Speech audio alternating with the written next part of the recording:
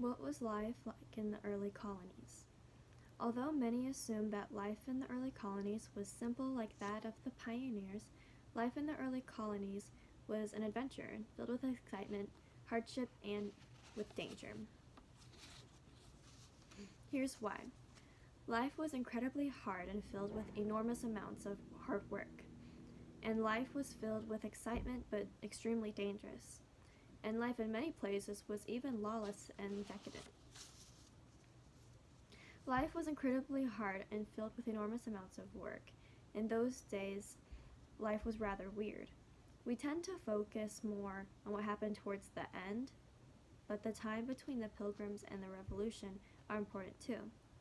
During the years of 1620 to 1770, we assume that early colonial life was similar to life of pioneers, when actually life in early America was very different from the pioneers that came after them. An example of this life of consistent toil was that of Martha Ballard. She left a day-to-day account of her life, and she was one of the first American women to do this. Her diary is a primary source for women's lives in early America, and she had 9 children, but 3 of them died very young. One day, her husband's wood mill farm was destroyed by fire. This would have long-term effects on her and her family's lifestyle. Ephraim, her husband, had to try a different job, being a surveyor for the government, which proved to be very dangerous, as people would sometimes mob him. But then he became a tax collector, but because he had a kind heart and didn't want to put people in poverty when they couldn't afford to pay off their taxes, he would often not collect the full amount due to kindness. Eventually, he got caught for it and was sent to prison for fraud, even though he was just trying to be a good person. Prison in these days were a little different than nowadays, where the prison was the entire city and up to the walls of the city, and you could be in the city during the day, but at nighttime you would have to return to the prison to sleep there for the night, resulting in never having any time to spend with your family. Because of this, Martha had to pick up the slack and do her own women's work plus the men's work. To help with finances, she took in some girls who were sent to her to learn her trade of midwifery. In those days, many young girls would be sent away from home by a certain age so that they could learn a trade from another woman and possibly find a husband away from their own relatives. During her career, she delivered 1,000 babies and lost only 5 women and 20 babies, which is a very amazing record for those days. She would canoe or hike to the home when she would get a call and stay with the lady in her bed for a bit even before the labor. Deliveries were a time when the woman got to gather and help the lady with the house cooking and meals and the other children for a long time before the delivery and for a time afterwards as well. Quote, in such circumstances, it was comforting to have the woman with her. They could witness her efforts to ensure a safe delivery, and they could assist with the sorrowful task of preparing an infant for burial. Laurel Ulrich.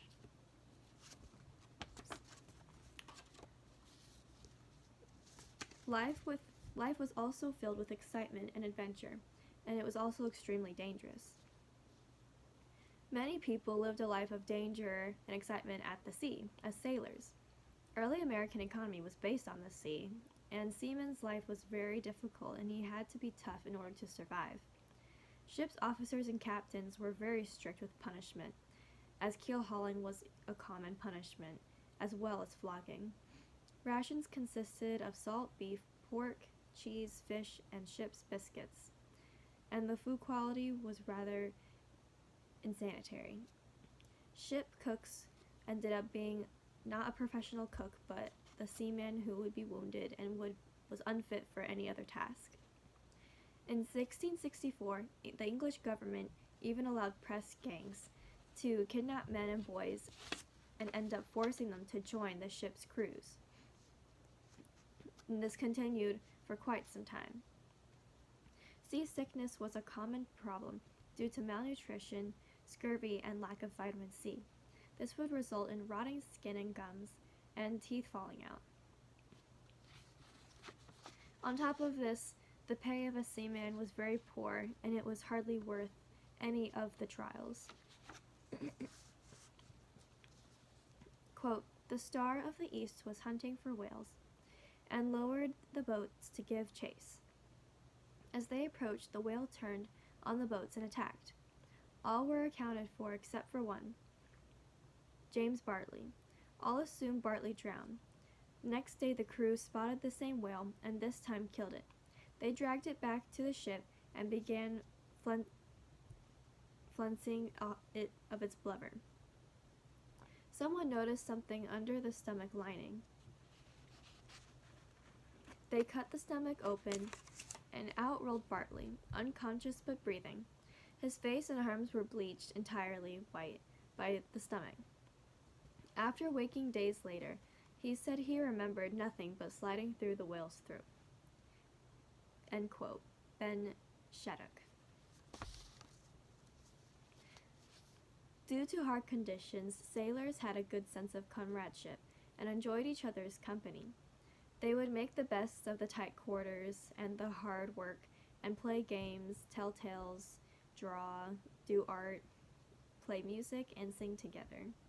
Sea shanties were rhythmic work songs the men would sing during repetitive tasks, such as rowing or pulling on ropes. Life in many places was even lawless and completely decadent. A place called Port Royal, also known as the wicked place on earth, was the center of sugar trade and most economically important in the English port in the Americas. It was located in Jamaica as the English colony capital. They had city merchants, tradesmen, captains, slaves, and even pirates, and they were all part of the business network. Even piracy was a common part of life in Port Royal, and part of the booty went to the crown and its own purposes, as well as the citizens.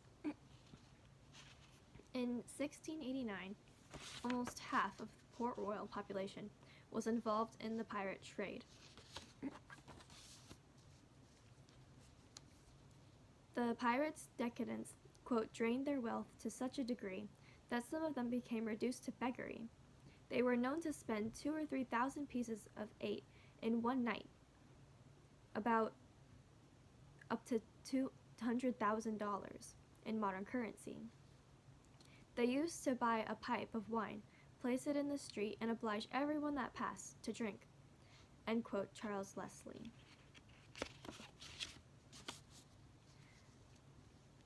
A mystery happened to the place that no one knew why later. One day at about 20 minutes to noon on June 7th, 1692, Port Royal suddenly vanished. 3 violent earthquakes sunk the whole town into the Atlantic in just minutes. Buildings crumbled to the ground as the land sank underwater until Port Royal had disappeared. Many believe the disaster to have been a result of God's judgment on the sinful ways of the people of the lawless Port Royal. Thank you.